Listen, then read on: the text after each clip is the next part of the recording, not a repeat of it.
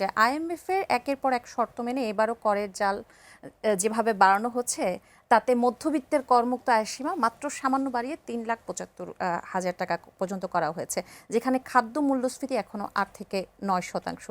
সেখানে এই নামমাত্র ছাড়ে মধ্যবিত্তর আসলে বাঁচার উপায়টা কি? এইটা হচ্ছে মানে এটা তো ইনফ্লেশন অ্যাডজাস্টেড হয় না আসলে, হ্যাঁ, ফলে এইটা আসলে তেমনভাবে কর ছাড়ের আওতায় আসে নাই। তবে হ্যাঁ, মধ্যবিত্ত ট্যাক্স তো দিতে পারে।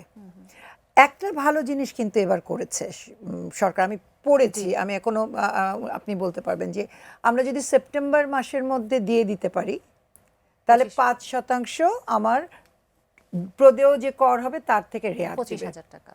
হ্যাঁ, তাহলে সেই সুযোগটা যদি নেই তাহলে আমার কিন্তু আরেকটু এগোলো না, মানে এই যে আমি বলছি যে না হয় ৫০,০০০ বাড়ালে খুশি হতাম, কিন্তু সেই সুবিধাটা কিন্তু আমি নিতে পারি।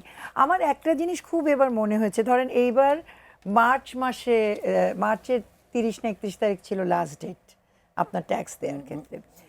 একটা রিটার্ন দেখে একটা অর্থ বছরের শেষ করে মানে জুন মাসে শেষ হবে, আপনি যদি মার্চ মাস পর্যন্ত সময় দেন সরকার চলবে কি করে? এই টাকাটা তো সরকারের দরকার।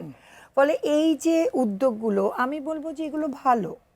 হ্যাঁ, আপনি নেন, আপনাকে তো কেউ মানা করে নাই, আপনি নেন।